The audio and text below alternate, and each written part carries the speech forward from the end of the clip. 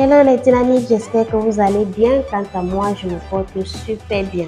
Je fais cette petite sortie aujourd'hui pour dissiper cette rumeur qui, depuis un certain temps, vous fait paniquer, selon laquelle certains pays, à l'instar du Cameroun, du Mali, du Sénégal, du Nigeria et bien d'autres seront mis en retrait ou suspendus du visa visiteur au Canada à partir de ce mois de décembre 2023. Cette vidéo vise à apporter un éclairci par rapport à cette polémique. Est-ce vrai ou pas? Autrement dit, est-ce une rumeur et une réalité? Tout au long de cette vidéo, je vais essayer de donner quelques éléments de réponse pour que vous soyez mieux situés. Mais avant, je vous invite à vous abonner massivement sur notre page YouTube, marquer un j'aime, activer la cloche pour être toujours notifié de nos publications. Restez scotchés, voici le générique.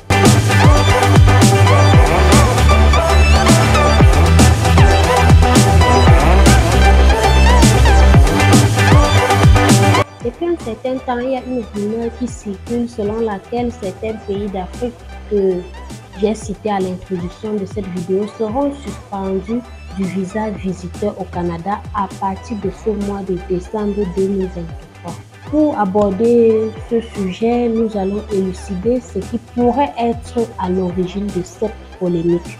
Depuis quelque temps, le gouvernement canadien a instauré certaines mesures secrètes qui d'ailleurs prendront fin en ce mois de décembre 2023. Ces mesures ont été mises sur pied pour simplifier certaines exigences dans la demande du visa visiteur afin d'accélérer le traitement des visas et d'assurer la prestation d'un service efficace et fiable. Et à travers ces mesures secrètes, il y a eu plusieurs acceptations, ce qui a eu pour conséquence directe une hausse de demandes d'asile. On parle de plus de 2 millions de demandeurs. Selon une annonce de Radio-Canada, depuis le début du mois de juin 2023, des centaines de visiteurs provenant des pays d'Afrique, à l'instar du Cameroun, du Mali, du Sénégal et du Nigeria, ont demandé l'asile en débarquant par dizaines à Toronto et Montréal. Des résidents de l'Inde ont suivi également le même processus avec des chiffres plus élevés qu'à l'accoutumée. Et parmi ces arrivants, plusieurs se sont retrouvés coincés à l'aéroport. Peut-être parce que le visa visiteur était juste un raccourci pour eux pour arriver sur le sol du Canada et changer plus tard de statut. Dans cette perspective et compte tenu du coût de vie assez élevé au Canada, beaucoup d'entre eux, pour leur suivi et selon leur situation, n'ont pas trouvé d'autre solution que la demande d'asile. Retenez que dans un communiqué de presse, le porte-parole de l'Immigration Canada a dit, je cite, l'IRCC est au courant de l'augmentation de demandes d'asile dans certains aéroports canadiens. Il faut noter que cette augmentation du nombre de demandes d'asile ne concerne pas uniquement les ressortissants de l'Afrique de l'Ouest. Également, lors de la conférence de presse tenue le 1er novembre de cette année par M. François Legault, Premier ministre du Québec, Mme Christine Freeland, ministre de l'Immigration, de la Francisation et de l'Intégration, a fait une déclaration selon laquelle une révision de politique fédérale en lien du visa visiteur doit être envisagée pour s'assurer que ceux à qui l'IRCC délivre les visas sont effectivement les visiteurs et non les demandeurs d'asile déguisés. Vous convenez avec moi qu'il n'y a eu jamais de sortie officielle décrétant une suspension de tel ou tel pays pour quelconque procédure. À noter que les changements de politique sont généralement annoncés publiquement et officiellement par le gouvernement canadien. Comme je vous le dis toujours, les dynamiques, il est essentiel de se référer à des sources d'informations fiables et officielles pour vérifier les faits avant de les propager. Il n'y a aucune politique spécifique de mise en retrait ou de suspension de visa visiteur pour les pays d'Afrique de la part du Canada. Il peut y avoir des modifications dans les politiques de visa, mais cela ne voudrait pas dire que c'est spécifiquement les pays d'Afrique.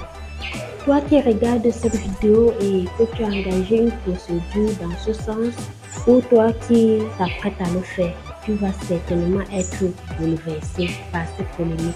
Et surtout toi qui es en attente depuis un certain temps à cause de ce long délai de traitement, tu dois être stressé parce que dans ton esprit, tu te dis que c'est à cause de cette rumeur.